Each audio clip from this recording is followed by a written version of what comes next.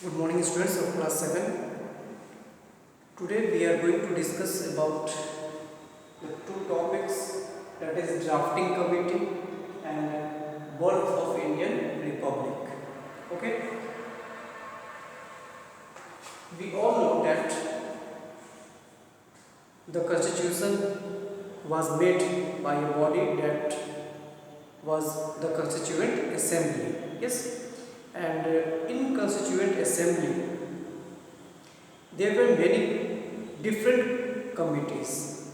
Yes, and out of them the one important committee was drafting committee.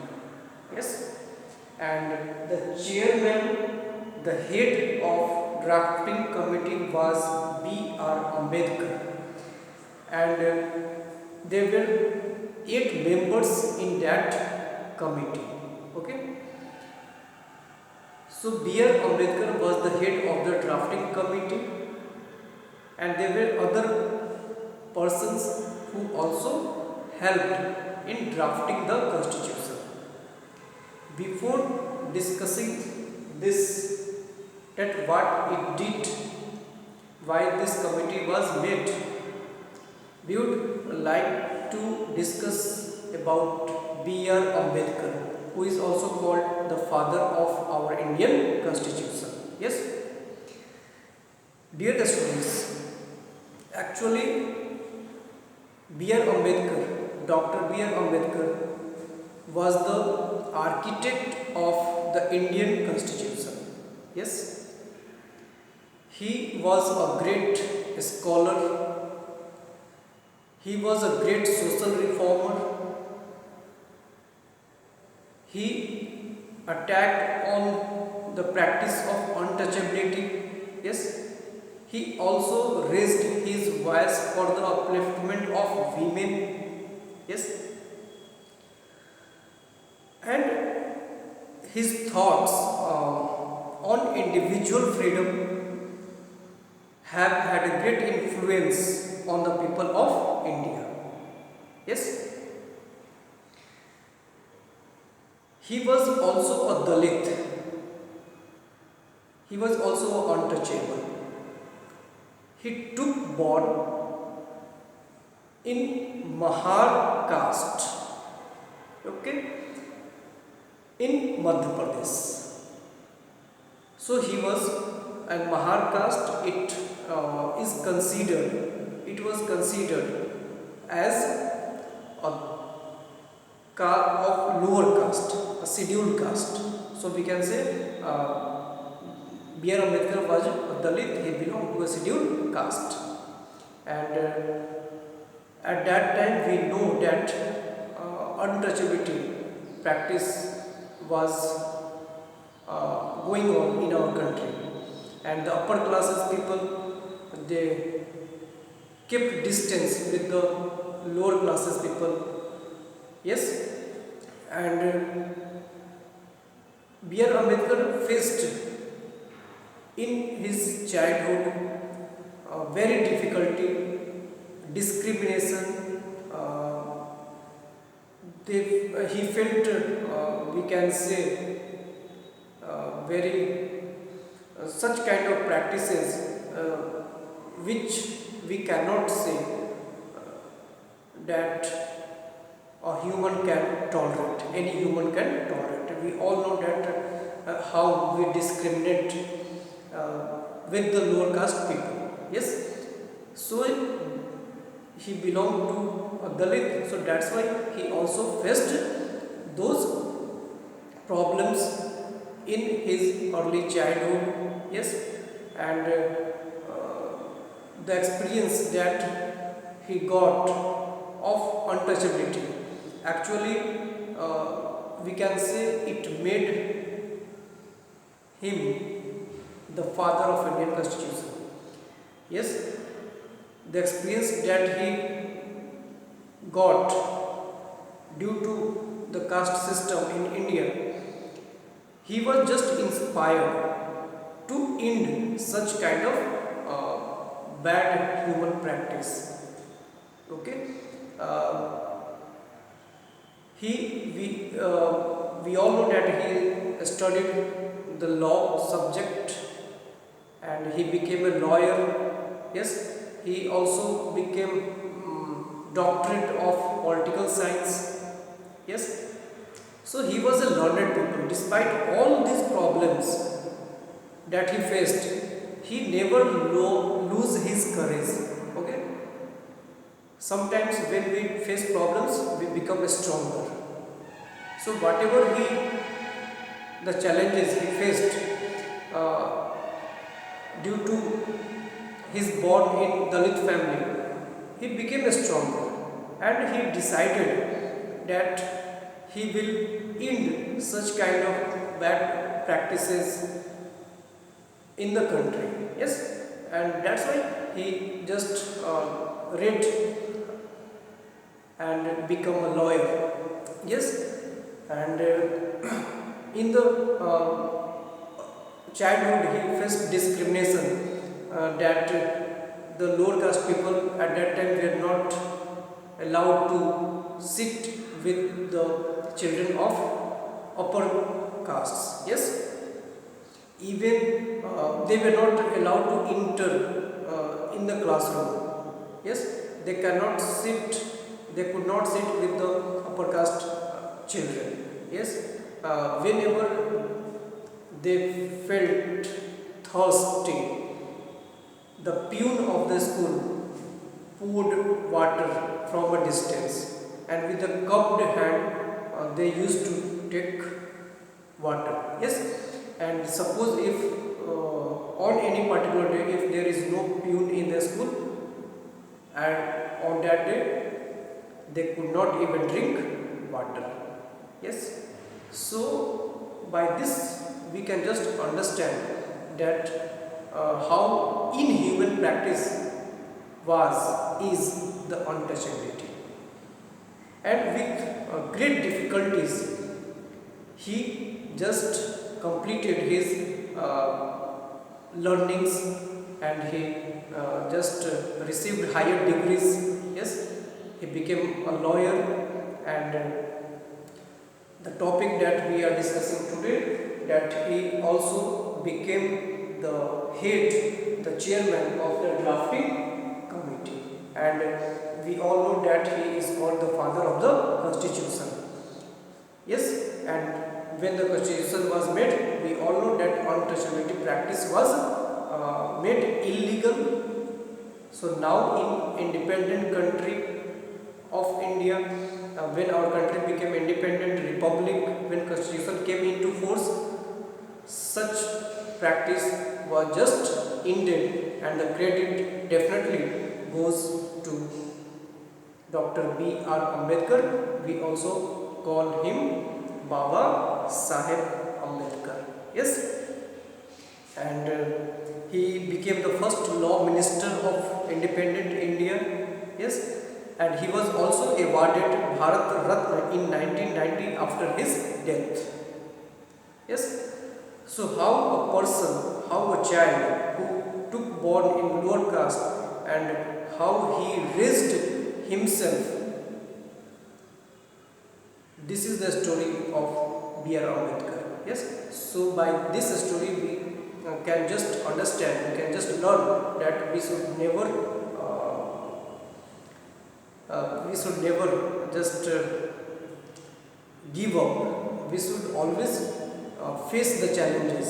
Yes, and he has set an example for us that despite all the difficulties he never gave up, and whatever he tried to achieve, he achieved in his life, and not for himself, but he did for his community. Yes, he did good, like the ban of untouchability, it just was for the whole community, for the Dalits. Okay, so definitely he is our national leader, he is our national hero. Okay, so drafting committee, he was the chairman of this committee. What actually this committee worked, why this committee was made, what were the functions of it.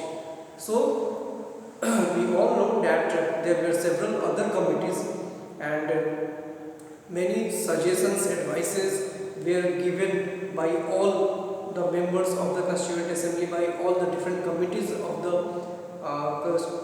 Constituent Assembly. Okay, the main work, the main function of this committee was to just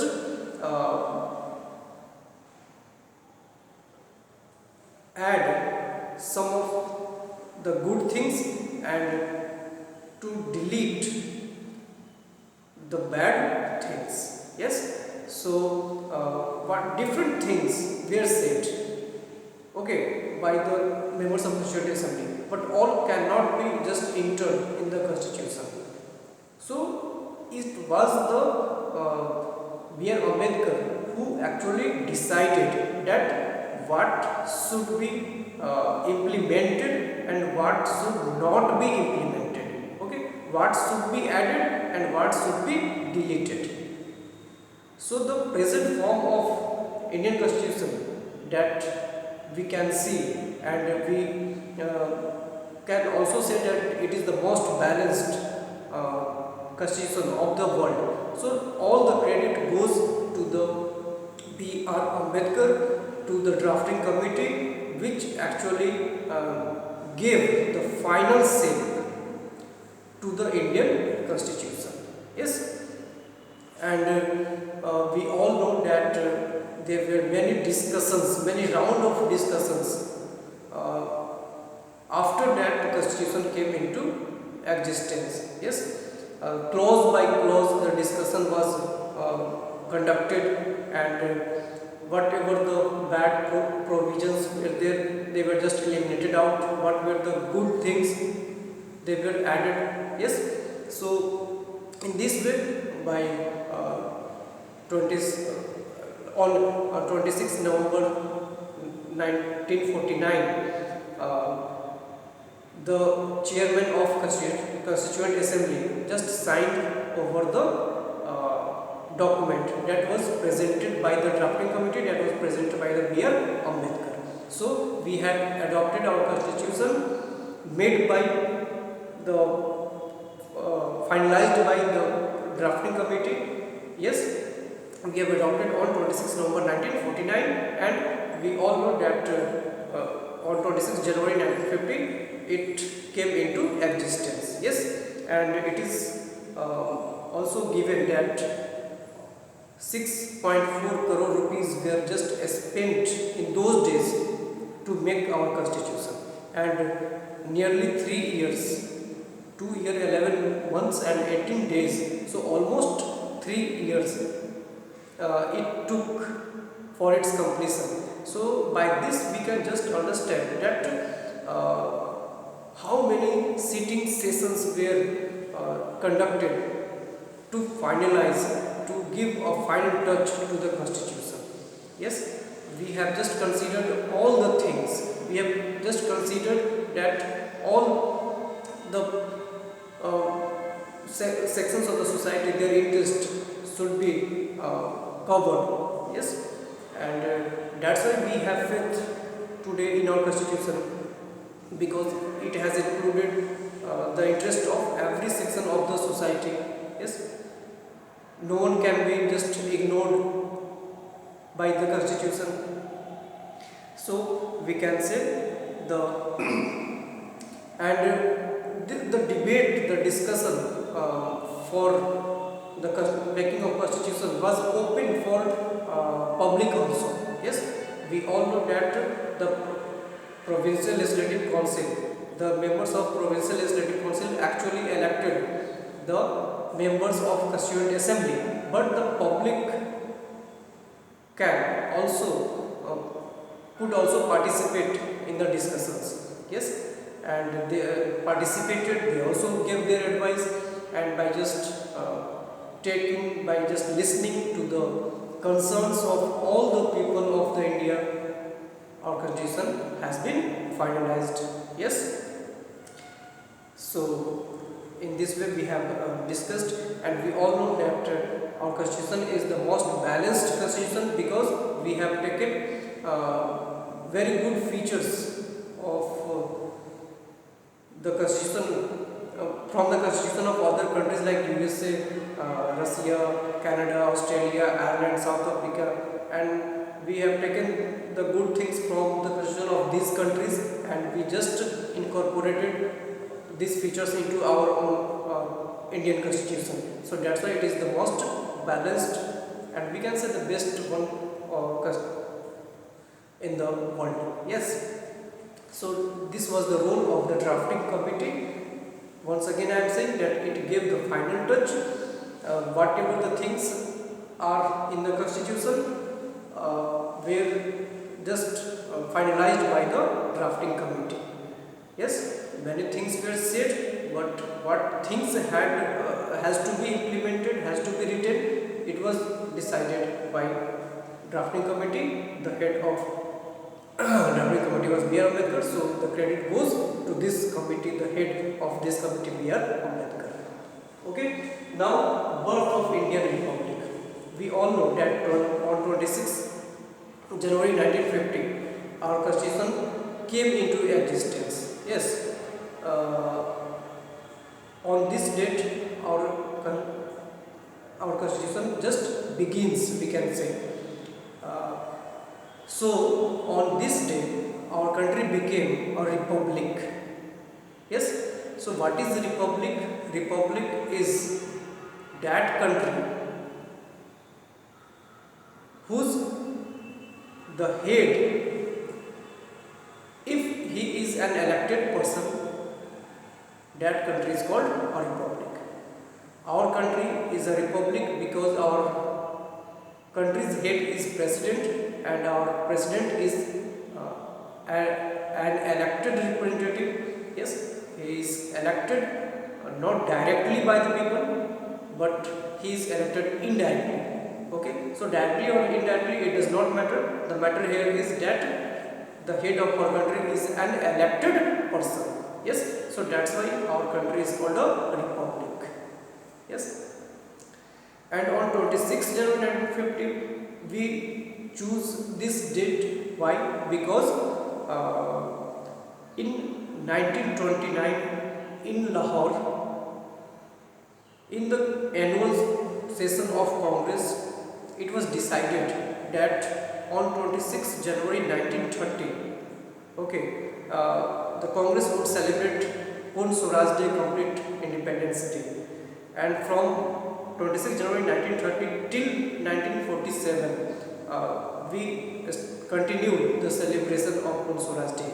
But we got independence on 15th August 1947. So after that we started celebrating Independence Day on 15th August. But to recognize the importance of the date, that was 26 January, we decided to implement our constitution on 26 January. Yes, so that's why on 26 January we started this day as a republic day. Yes, so in this way our country became a republic on 26 January 1950. So we have discussed these two. The next topic we will discuss in the next videos. So till then, thank you.